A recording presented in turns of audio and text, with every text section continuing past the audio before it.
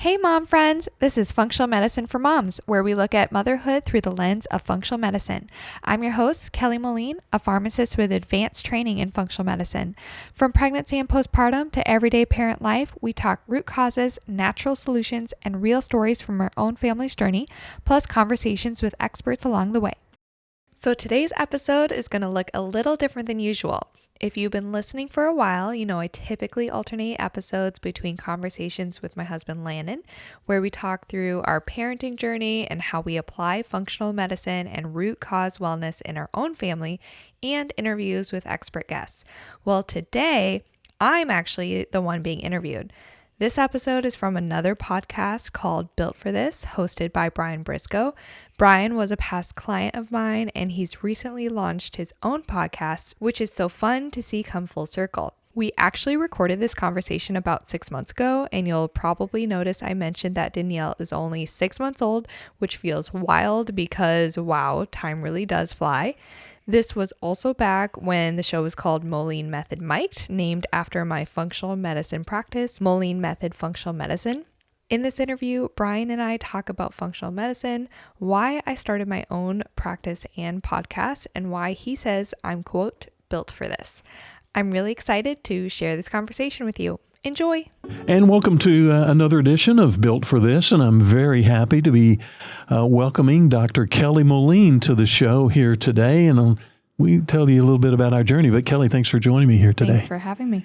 You know, you're a very instrumental part in my wellness journey and over the past number of years, and we're going to talk about that and what you do. But let's go back first of all.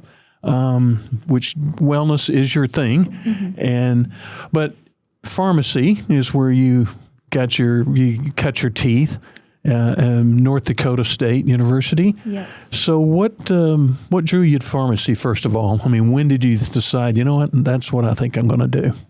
I actually went to college undecided my freshman year. That's the way we like to start it. Yes, that was. I like to start mine that way. Yeah, I was looking into a few different health professions, but in one of my classes, I had to interview a health professional, and I actually interviewed a pharmacist.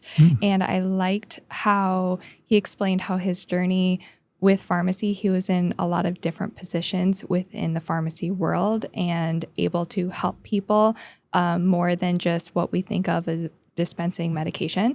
And so I really liked that look into, you can go into pharmacy, but you can do so much with it. Yeah. So that's where I started, and then graduated from North Dakota State and then came down to Texas for my residency. Yeah, how about that though? How did that end up? Was it just an opportunity that came up and said, yeah, I think I'll do that? It's a long way. It is from where you're from. Yeah, it's cold in North Dakota. Yes, it is. It's hot here. Yeah, I was actually born in South Texas, and Texas loves Texas. So I always loved Texas. And so I wanted to have an opportunity to come back if it presented itself. And so I was applying for some residencies in Texas, landed at the community pharmacy in Denton, along with Texas Tech and Baylor Scott and White. So I was a little bit everywhere that residency year, and we loved it, so we stayed. Excellent. And then you get out of the residency, and then you're on the staff there. But that's where we cross paths. Yeah. Is you helped introduce a wellness program there. Yes. Ideal Protein, I believe, was at the start. Yeah. I happened to be at a point in my life where it was my doctor was hounding me about my weight, even though my frame and structure, I'm a tall guy. But it was my A1C level, and I was getting the threats of, well, you just might be doing some shots at some point, sure. Pre-diabetic type thing. Yeah. Right about that time, and was a client of mine, community pharmacy, and doing some public relations. And so, talk a little bit about how you helped introduce that program at the pharmacy, the wellness program and weight loss program. Yeah. And how you got interested in that. Yeah. When I started the residency, they said that they were going to try this weight loss program at the pharmacy, but they haven't really started yet. They didn't have patients yet. And so that was kind of my part in the residency, was growing that business. And then I grew it to a point where at the end of my year, I was able to be hired on full time to be able to continue that. So I started in that weight loss education business where, we met, but we met weekly, and I helped educate and guide people along a weight loss journey. It wasn't the medication route, which I think a lot of people think of now when they think of weight loss and pharmacy, because that's in the news a lot more. Yeah. But at that point, it was more education and diet. And so that's where I really fell in love with more wellness and trying to take people off of medications or be able to reduce the need for medications if possible by controlling the blood sugar, controlling the cholesterol with diet and lifestyle. And then I had a lot of people, especially women around menopause age as well, that were doing everything right, but still wasn't able to lose the weight. Yeah. And so that's where I wanted to understand why. Because they were doing everything right on paper. And so that's when I started learning more about hormones and gut health and detoxing. And so I was able to bring that to my patients. And so we could lose weight more effectively, more of a natural and root cause approach. And how was that received, I think, I loved it because I obviously lost a lot of weight, felt really good. And I think you helped teach the idea of a mindset approach to things more so than just what's my quick fix. But from the patients that you had and clients that you went through the time that you were doing that, the overall reception about and this approach to doing it, how was that from? Most people very well. Yeah. They liked the idea of that more natural route, and a lot of people were coming for the diet education because they didn't want to be put on more medications. And then the more I talked to people, they would tell their friends or family, and then I would get just more and more people that felt that way. And so I do have a lot more people now just wanting to stay away from more pharmaceuticals and more of that natural root cause approach. And I'll talk about, and you end up eventually starting your own practice, Moline Method, but somewhere along the way, maybe you're already fascinated by it, but the idea of functional medicine that can really kind of blend the traditional pharmacy. But when did that light bulb come on, I guess, about, this functional medicine might really be the path to go? Yeah, the more I would learn about the hormone health, thyroid, gut health, all of that, I think the more I knew I didn't know as much as I'd want. Yeah. So I wanted to dig deeper. I was listening to podcasts. I was watching the YouTube videos. I was reading a lot of journal articles, but I wanted to just learn more. So that's when I decided to do a functional medicine certification course. So that was a year-long course that I did to get that certification, but to understand the body more as a whole, because that's what functional medicine does is we're looking at that root cause and why the body is having trouble working properly. And then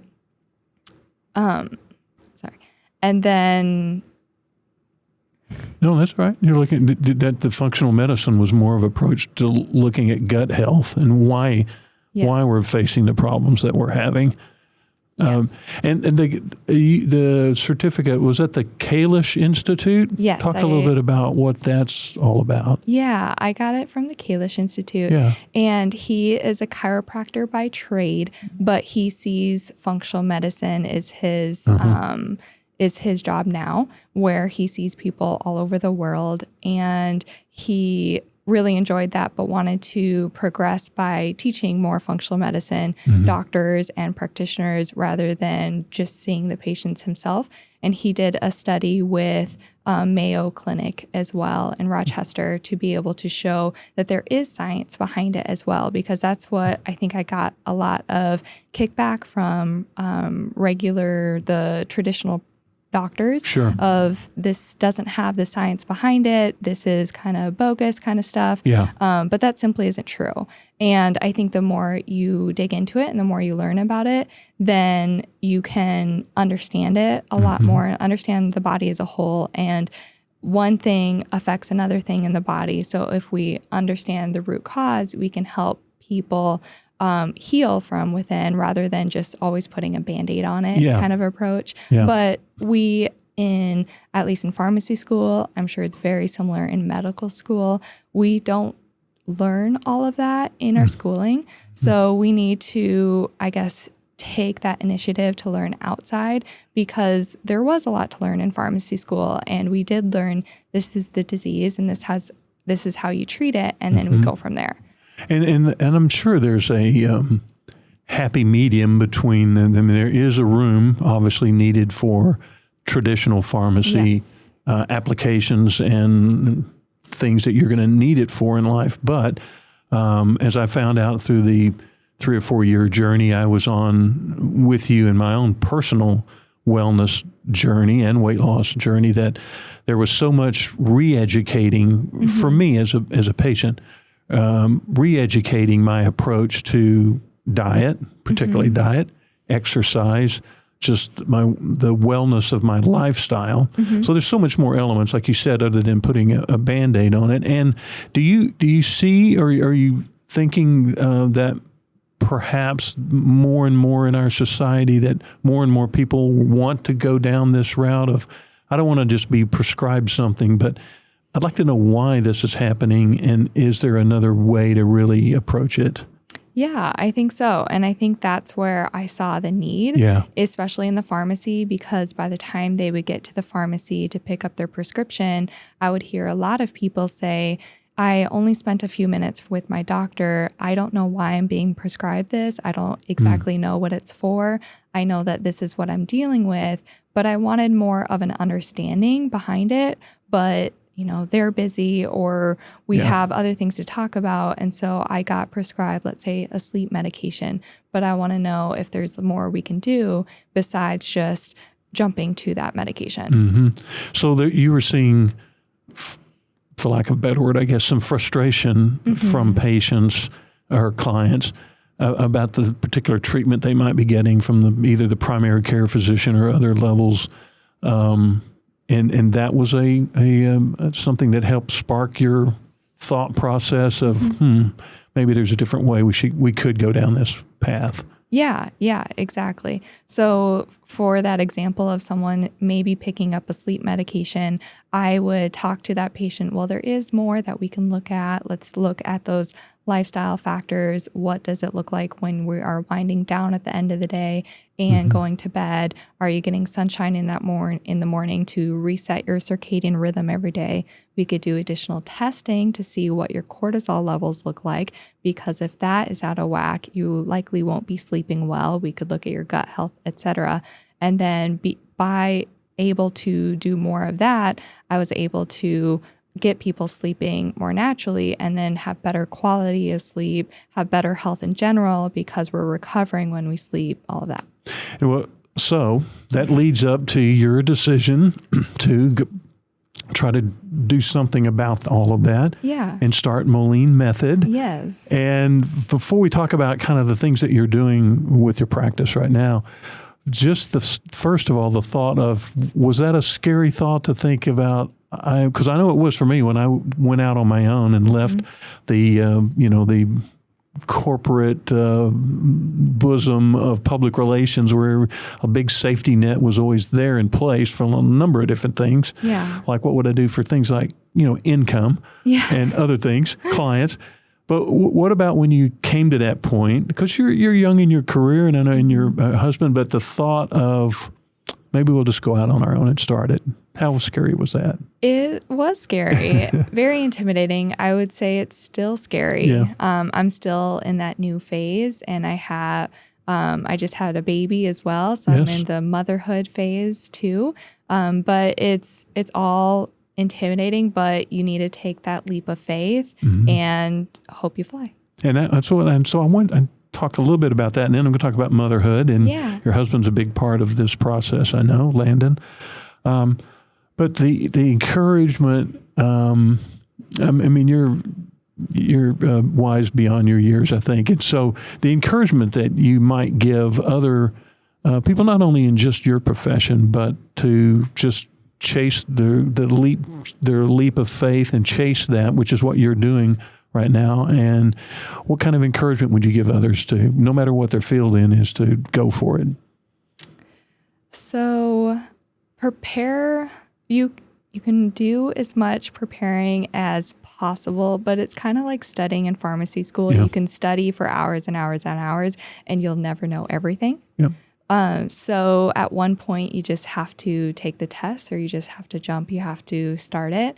And so I don't know if I necessarily have all the answers, but having that good support system, my husband is very supportive in my goals and my dreams with Moline Method. He's seen what I've done to help the clients I've worked with. And so he's had that faith in me as well, which helps having that confidence in myself to be able to move forward with it. And you mentioned you're a new mom. Congratulations on that. And all of this was, like you said, kind of happening. Yeah. You're getting ready to just launch this business, and you're ready to be a mom, and now you are a mom.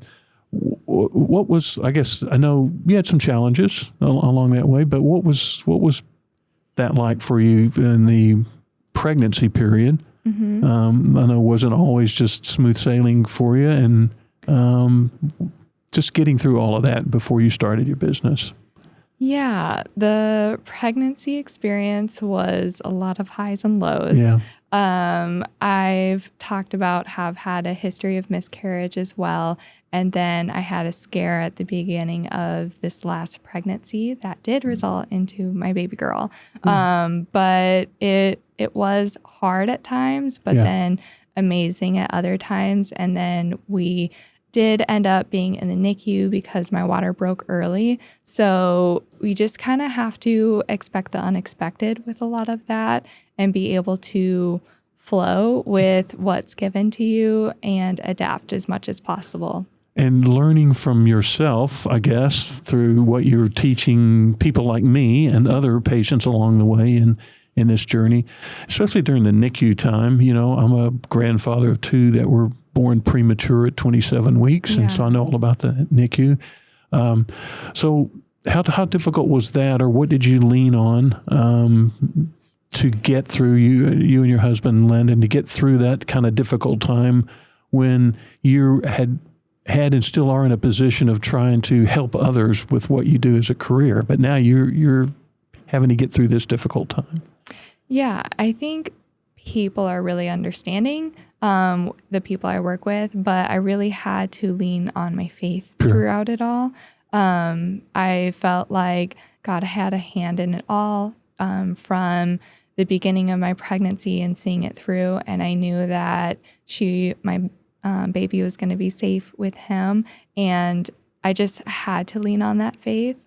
And there were definitely scary times where things seemed to go from bad to worse, and we didn't have the answers. But we just kept praying and asked others to pray for us as well, and had that strength in prayer and that support so that we could manage through. And it was just a really day-by-day circumstance too. How's she doing now? Excellent. Yeah. She's 6 months old. And she's rolling everywhere. She's getting more vocal. Her personality is starting to come out. So it's really fun. Yeah. Well, not to dwell on that, but I knew you had gone through the challenging time, and it's tough being, I still consider you a newlywed, but now you're a new mom and starting a new business. But to get through that, and personally having a daughter who had to go through that same thing with twins, how has it made you stronger, I guess? Or has it, the effect that getting through that, how did it make you as a couple, or you're personally stronger? Yeah, I think your faith is really tested through those low points, and your marriage and everything can be tested through those low points. But getting through that other side and being able to lean on each other and lean on God does make you stronger. And then we're not immune to tragedy. So things are going to happen in your life, and you know that it's not always like great circumstances, but knowing that you're going to be able to get through it on the other side with each other, I think just helps in the future too. Did you focus on, because I know a lot of your work now with Moline Method is targeted toward new moms. Did you plan that ahead of time, that when you go out with your own practice that you wanted it to be that, or was it because you were becoming a new mom that maybe you could share what you're going through with others? Yeah, no, I was not planning that at all. I would say before that, most of my clientele were menopausal age women.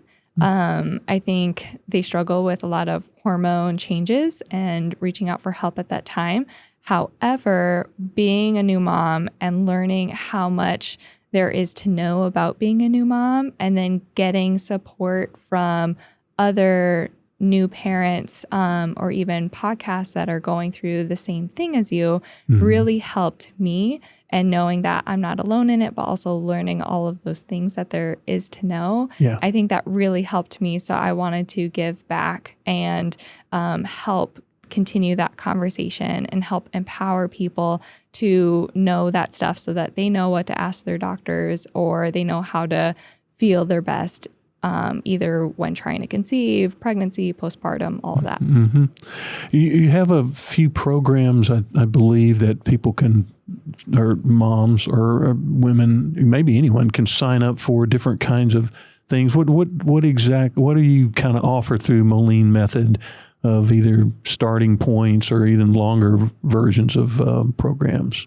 Yeah, so I have a couple different programs depending on testing and what their symptoms are. And so I do have a discovery call to see if it's the right fit for that person, and I can review some of their symptoms to see what route may be best for them. But then I do the cortisol testing, hormone testing, gut health, detox, genetics, a lot of different testing to see what's going on beneath the surface and helping identify that root cause. And then we set up a personalized approach with supplements, diet, lifestyle, so that we can help heal from within and feel better naturally.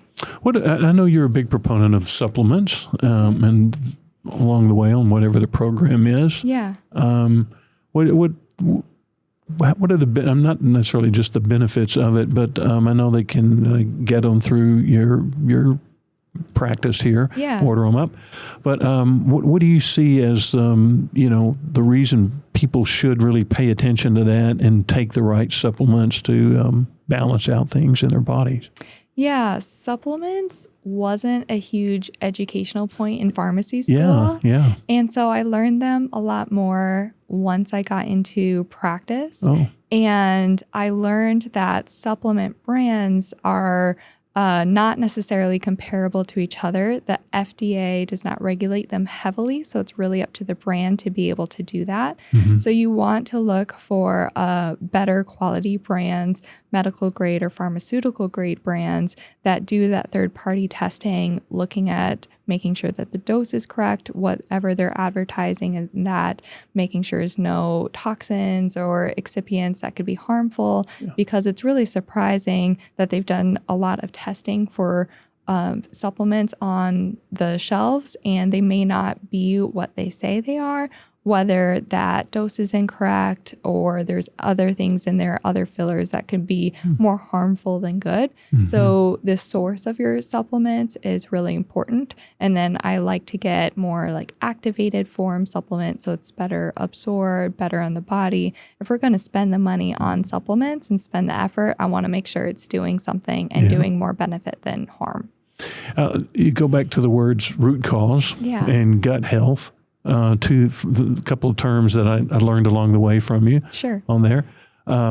Root cause. I wouldn't think most patients go to their doctor and ask that question, what's the root cause of this? But talk about the importance of that, really, to find out really what it is and not just do the Band-Aid thing, and how then that plays into what not necessarily the treatment's going to be, but maybe what the program is going to be moving forward after you find out exactly what's causing the things. Yeah. So root cause is really important because if we understand why this is happening, then we could address that, and then more of the body is just going to fall into place. So, for example, we had that sleep root cause, right?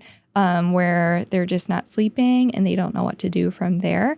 And so there could be a lot of root causes from that, whether it is stress-induced, inflammation, pain.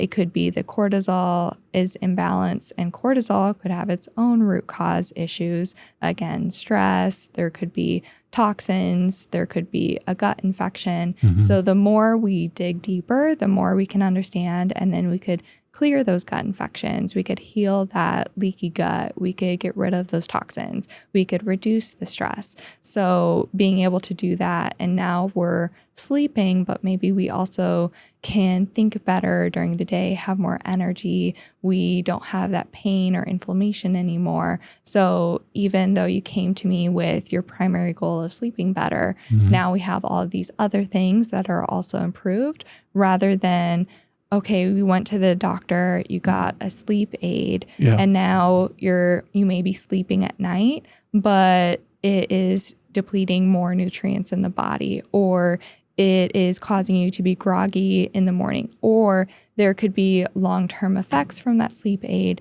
that could cause maybe memory problems as you age. So there are risks with everything, especially prescription medications, and we're always understanding the risk versus benefit. And it's up to you and your doctor whether you feel like the benefit outweighs the risk. But my purpose is to empower people with more education to understand that there are other alternatives, because I think when I was starting in the pharmacy and educating people on this, they didn't know that there were other options out there. They just understood I go to the doctor because I'm not sleeping, and then I get put on a medication, and that's all I know. You know, and when I came to see you, after my doctor had told me, okay, and I'm a tall guy, so, you know, I can hide some weight here and there. But when my doctor tells me, okay, your A1C level has been increasing over this certain period of time, and so you need to lose some weight, or you're technically pre-diabetes, and I'm going to start you on shots at some point. So the word shots got my attention. Sure. And so that's when you and I started talking about, well, you know, there might be some things we can do. And I was taking a medication for that A1C problem, which I could have continued just to take and forever and ever and ever, but I didn't really want to do that. So that idea of, you just talked about sleep, and I'm going to get back, and that's where I'm headed with this, is, you know, the education that I was able to get through this, that there's ways to approach the issue I had of the A1C through diet, exercise, and then sleep. I know you always stressed that, but talk a little bit about the importance of sleep and good sleep as it relates to any kind of health in general. Sleep is where you recover. So if you never get that full night of sleep, you are not recovering. And then you're going into the next day with more inflammation, more grogginess, and just predisposes you for more health issues. So you do need that full night of sleep. For men, sleep is where they make their majority of their testosterone. So when people come to me with hormone issues, I first ask them how they are sleeping, because that's going to affect how their hormones are being produced. If they're constantly under fight or flight, with that cortisol imbalance again, then your body can never be recovering. We have the fight or flight, and then we have the rest and digest, and they can't be going at the same time, really. The body is putting resources towards one or the other. And if we're constantly stressed, constantly inflamed, or the body's under some sort of stress, then we're not getting that full recovery. And there are simple things that we can do with sleep, like creating a better wind down routine, having, getting to bed at a certain time, obviously, getting sunshine in the morning. And it's typically something that we can make those small adjustments to that don't cost a lot of money.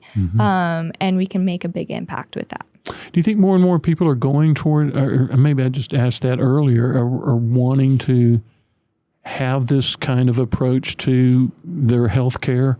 Where they're finding out the reasons why on gut health and root cause and all that, as opposed to just, nothing against doctor's appointments because there's needs for those, particularly other situations. But do you see our society really searching out, wanting this kind of approach?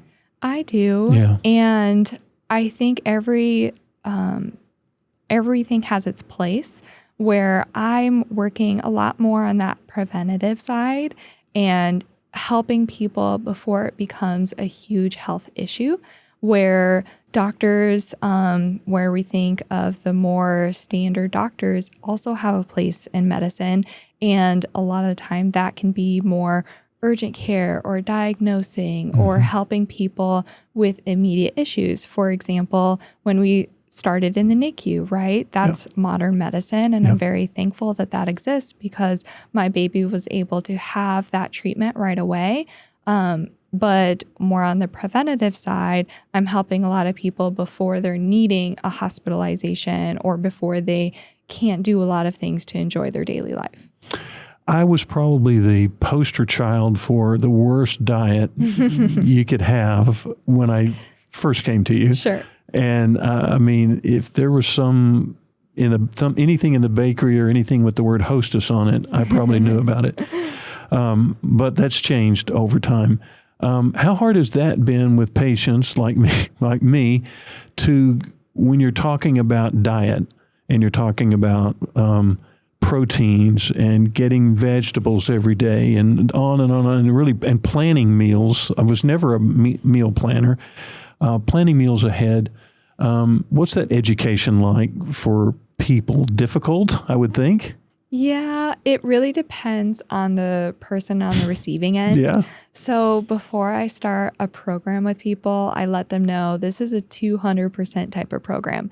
I'm going to give 100% to you. I'm very passionate about what I do and helping you do that, but I am not walking around behind you forcing you to eat certain foods or knocking foods out of your mouth, right? That's really up to the person. Yeah. So I also need 100% from the person on the receiving end that their health is important to them and they want to learn more about it, but then also taking those steps to make more improvements in their life. Because if we're just repeating our conversation over and over and they're not making those changes, then I'm really not able to help them in that way. Yeah. I'm one of my new clients in my PR business is a direct primary care physician. Okay. Kind of the new thing coming along. Okay. Well, where no insurance taken. Sure. But you have pretty quick access to a doctor, that type of thing. Yeah. Is there insurance involved with Moline method, or is it straight pay? It is self-pay. Yeah. And a lot of times the reason being insurance does regulate the medical system a lot. And when you are going to your doctor because, again, maybe you can't sleep, well, the doctor also has to check off all the other boxes that insurance requires. But for doctors to make a profit in their practice, to continue being able to see people, right? Everyone has to make a profit. It's a business. They have to see 6 different people in an hour, right? That gives you 10 minutes with the doctor, if that, and they need to take notes and everything too.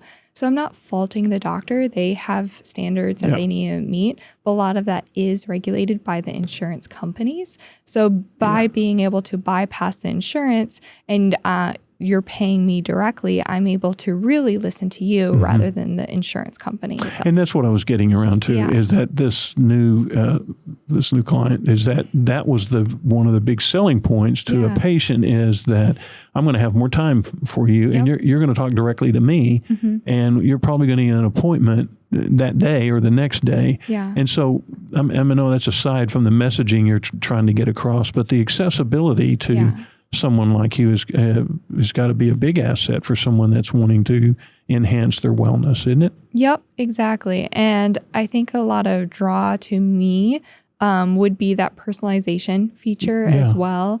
And they're not just a number in my clinic. I really dig deep into someone's health. And again, it's one of my passions. So I'm really passionate about helping them and figuring out how I can help them the best. So that's why a lot of people do want to stick with me, or I get those referrals because of that service I'm able to provide. Are you seeing an even, is it men and women evenly down for you? Or you mentioned a lot of women in menopause stage are seeking you out and I would say I see more women, but I've seen both men and women over the years. But it really just depends on what their issues are and how I can help them with whatever they're dealing with. That's why I like the discovery call to see if we're a good fit on both ends. But having someone be able to meet me and discuss their problems, their symptoms, and seeing what we can do about it. What are you seeing as the most conversation that you're having? I guess on the women's side, like you said, it kind of started out first with women at that stage, older women before the moms. But what are coming to you and saying they would like to address most, or what can you help me with the best? Yeah, I see all over. I would say I see fatigue or burnout quite a bit. I see a lot of GI issues like bloating or constipation, diarrhea, weight gain is a big one. Depression or anxiety. I've seen someone for migraines, and just talking to her before she was a patient, she was an acquaintance and she was telling me about her migraines. And I asked her, well, how's your gut? And she's like, no one has ever asked me that, but I'm bloated all the time. Could that be related? I said, absolutely. So we did testing on it. We got her energy up. She was able to drop caffeine. She was able to get that bloating gone. And then her migraines went away. She no longer needed to take medication for migraines. And now she's preparing for a pregnancy. So I'm able to then step into that new phase of life with her to be able to set her body up for success, to be able to carry that pregnancy as healthy as possible. How important? Not important, but I think a lot of people would be surprised. I was when you were first teaching me this, was how much gut health affects so many different things. And the example you just gave, migraines, I would have never associated the two of those. Yeah. But how, I guess, centrally foundational is gut health to so many things that we experience in our health? Yeah, gut health affects a lot. And I think the more I learned about functional medicine, and then especially through my training, I learned how much the gut has a role. And when we're looking at the body too, it's really the central of your body as well. It's about 70% of our immune system. So that's really important. It's how we are absorbing nutrients, and then how we are potentially also absorbing toxins. We could have food sensitivities. Our serotonin, which involves the brain health, is produced primarily in the gut. And there's a big nerve that goes from the gut to the brain called the vagus nerve. And so that is telling the brain, it's signaling to the brain what to do. So everything, a lot of things really comes from the gut. Yeah.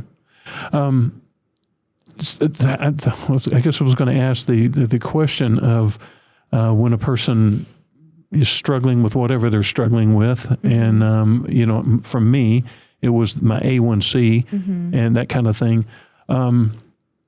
Is that the message when they come to see you initially with whatever their problem might be?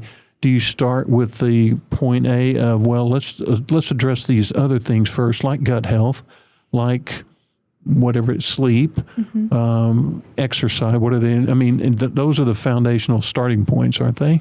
Yes, for sure. So it's funny. My husband always says, you give very similar advice to a lot of issues. It's always eat better, sleep better, exercise. I'm like, well, if you get all of that done, we're going to improve a lot naturally. But yes, when people come to me and they're asking about their symptoms, and then we're going over testing that we can do, and there is a cortisol test, a gut health test, etc. But I'm relating how the gut health could impact the sleep or other symptoms they're having, the A1C issue, and so that we have that education behind it, so that they're understanding why they're having this test and how improving those body systems can improve their symptom as well. Do you feel, you obviously must feel strongly that we can get to a point of preventative stages by doing all the things that you're trying to educate people with? I mean, there's a pretty high percentage. Would you not think that we could be in a preventative state of ever having to get to the point where I just need a doctor to give me a Band-Aid or something if we did all these other things? I mean, isn't that basically the message you're trying to pass on? Yeah. There's a lot that we can do before we get to that stage of needing a prescription. And so I think we just need more education out there that there is more that we can do, because so many times I run into people or I'm talking to people with a discovery call and they just didn't know those options. So being able to relay those options and empower people, I think they will be able to be in that preventative space a lot better than needing to eventually go to the doctor. And rather than saying, oh yeah, everyone just eventually gets diabetes or eventually has a fatty liver or something like that, we're able to say this doesn't have to happen for everyone. And genetics can play a role, but your lifestyle is what pulls the trigger. Yeah. Now, I know you also have yourself a podcast. Yes. Moline Method Mic'd. Yes. You and your husband Landon are launching that out. What kind of things do you like to explore there? Questions from patients, I guess, or do you like to pick a topic? How's that? What are you trying to get across on your podcast? Yeah. Again, it really is a lot of education and empowerment with that. Yeah. I wanted to let more people know what's out there. And we do have a new baby as well. So we're able to record and then I can edit it and put it out there so I can reach more people, because I do have a limited time that I can spend with each individual, right? Yeah. So if I'm able to reach more people through my social media or my podcast, I think more people are going to be more well equipped with their own health. And how has, I know Landon's on the podcast too, but overall the supportive role that he's played, I mean, he's husband, he's dad, he's co-host on the show, but the role that he's played with your journey now and what you've gone to do, and he has to be a big support for you. Yes, for sure. He's very supportive. He's the one that asks those intriguing questions that people want to know.